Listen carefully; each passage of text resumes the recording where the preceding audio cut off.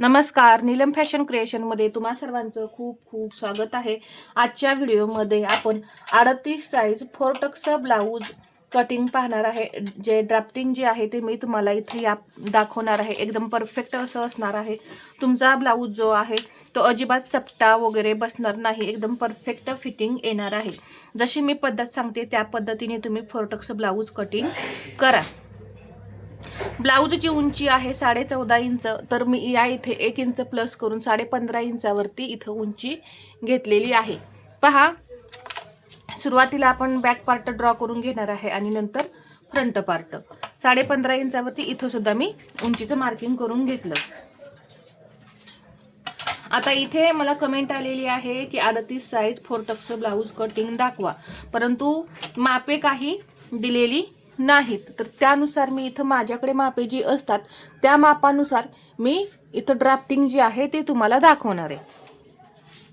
आपण उंची किती घेतली? 14.5 प्लस 1 15.5 इंच। शोल्डर घेणार आहे मी 5.5। अजून एकदा असंच 5.5 इंचावरती मार्किंग करून घ्यायचं। शोल्डर 5.5 इंच आहे आणि मुंडेची उंची मी इथं घेणार आहे 6 इंच।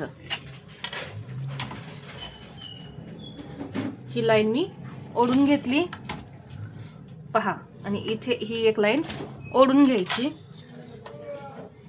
आता या लाईनवर आपल्याला छातीचं मार्किंग करायचं आहे। 38 साइज आहे, त्याचा चौथा भाग होतो 9.5 इंच।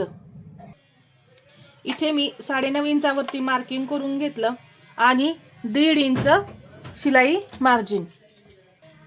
कंबर आहे 32, त्याचा चौथा भाग होतो 8 आणि 1 इंच टक्ससाठी 9 इंचावरती मार्किंग करून घ्यायचं आणि हे 1.5 इंच मार्जिन। मी नेहमी 1.5 इंच मार्जिन वापरते म्हणून मी इथं 1.5 इंच घेतलेला आहे। पहा, तुम्हाला 2 इंच मार्जिन लागत असेल, नवीन शिकणाऱ्यांना पहा 2 इंच मार्जिन लागतं, तर त्यांनी 2 इंच मार्जिन घ्यायचंय।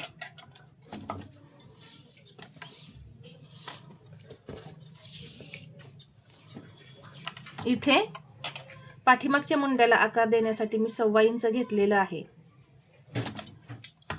या फिटिंग पासून आतमध्ये 1 इंच पॉइंट घ्यायचा, अर्धा इंच डाऊन करायचं आणि ही जी मुंड्याची उंची आहे त्याचा असा सेंटर करून पहा या पद्धतीने आकार द्यायचे। एकदम परफेक्ट आकार आपले तयार होतात। 2.25 इंच इथे मी गळ्याची रुंदी घेतलेली आहे आणि पाठीमागचा गळा 10, तर 10.5 इंचावरती मी मार्किंग करून घेऊन इथं 3-3.5 इंचापर्यंत तुम्ही हे ब्रॉड करू शकता। पहा, इथे या पद्धतीने हा झाला आपला बॅक पार्ट तयार। इथे 1.5 इंच शोल्डर जे आहे ते गळ्याकडे डाऊन करायचं। बॅक पार्ट तयार झाल्यानंतर आता तुम्ही पेपर कटिंग तयार करत असाल तर काय करायचं, हा बॅक पार्ट जो आहे तो कटिंग करून घ्यायचा पेपरवरती आणि आहे असा दुसऱ्या पेपरवर ठेवायचा। परंतु ठेवण्याआधी काय करायचं, इथे एक्स्ट्रा 1.5 इंच ठेवायचं आधी अलीकडे आणि मगच हा बॅक पार्ट जो आहे तो पहा इथून इकडे असं जवळपास 1.5 इंच एक्स्ट्रा ठेवा आणि मग बॅक पार्ट आहे असा ड्रॉ करून घ्या। ठीक आहे। आता इथे आपण फ्रंट पार्ट ड्राफ्टिंग करूया। इथे 1.5 इंच आतमध्ये यायचं, एक तिरकी लाईन ओढून घ्यायची, 1.5 इंच पुढच्या मुंड्याला आकार देण्यासाठी आणि इथून या पद्धतीने मुंड्याला आकार देऊन घ्यायचे। हा झाला आपला पुढचा मुंडा।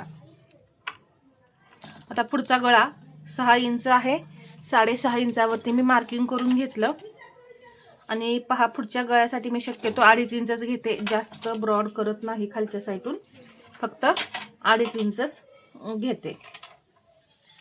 हा झाला आपला पुढचा गळा। आता इथे पहा 1.5 इंच इथे गळ्याजवळ, इथे गळ्याजवळ 1.5 इंच पहा एक्स्ट्रा इथं घ्यायचं मार्जिन। क्रॉस पट्टीचं मार्किंग मी करणार आहे 2.25 इंच। हे लक्षात ठेवायचं आपण किती घेतलेलं आहे, कारण या पार्ट म्हणजे या ब्लाऊज कटिंगमध्ये आपण क्रॉसपट्टी जी आहे ती सेपरेट काढतो, यामध्ये क्रॉसपट्टी आपली निघत नाही. वरचा पार्ट जो आपण कटिंग करणार आहे तो तुम्हाला ब्लाऊजवरती अजिबात वाढवावा लागणार नाही क्रॉसपट्टी सेपरेट काढल्यामुळे. तर 2.25 इंचावरती असं मार्किंग करून घेऊन हे क्रॉसपट्टीचं आपण मार्किंग करून घेतलंय आणि 1.25 इंच इथं क्रॉसपट्टीला आकार देण्यासाठी घ्यायचं. पहा या पद्धतीने. ठीक आहे.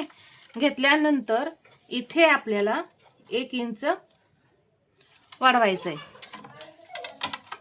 1 इंच आपण इथं वाढवलेलं आहे आणि एक तिरकी लाईन अशी ओढून घ्यायची. पहा ही तिरकी लाईन ओढून घेतल्यानंतर हा जो आकार आहे तो असा आणून जोडला. आता आपल्याला याची गरज नाही खालच्या साईडची.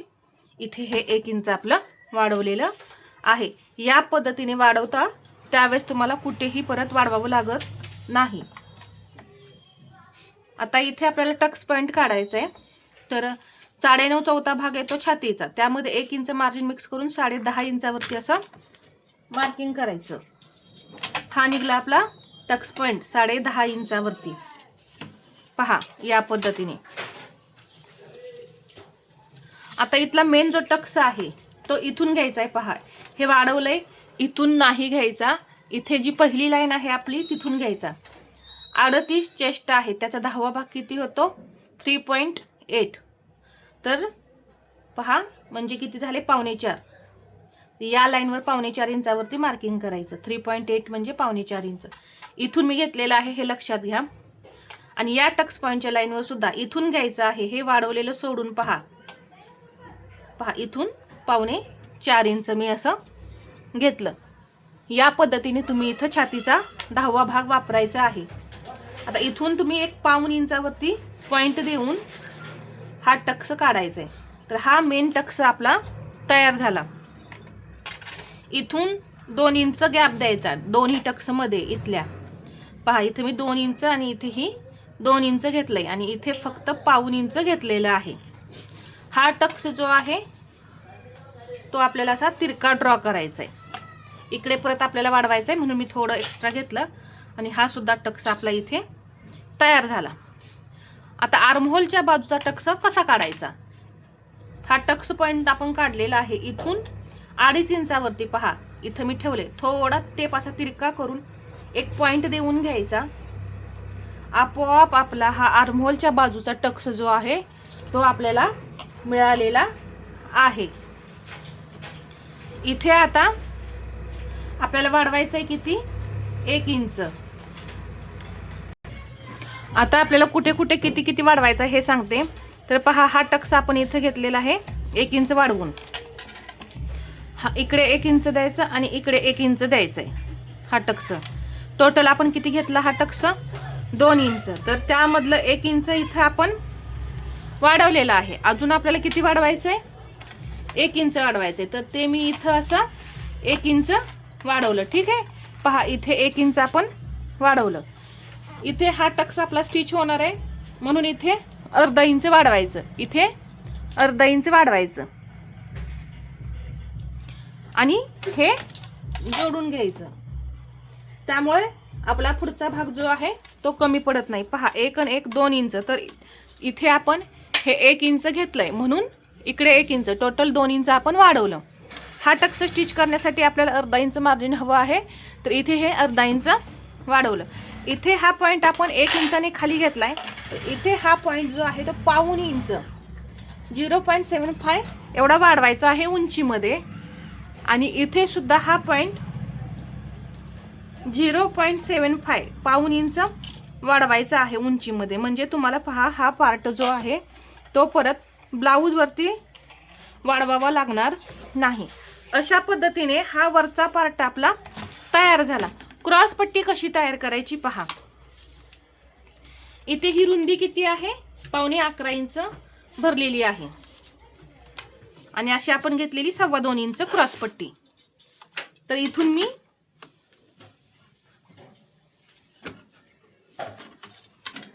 पहा एक लाईन ओढून घेतली आणि ही किती आहे 11.25 इंच. तर इथे सुद्धा मी पहा 11.25 इंचावरती मार्किंग करून घेतलेलं आहे.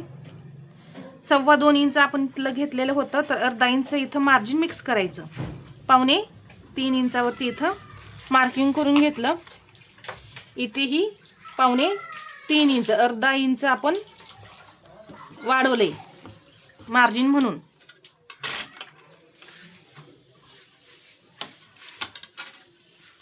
आणि 1/2 इंच जसे आपण इथे आकार दिलेले तसेच इथं 1/2 इंच घेऊन हा आकार जो आहे तो असा द्यायचा क्रॉसपट्टीचा. या पद्धतीने एकदम परफेक्ट अशी क्रॉसपट्टी सुद्धा आपली तयार झालेली आहे. अशी या पद्धतीने तुम्ही सेपरेट क्रॉसपट्टी काढायची आहे.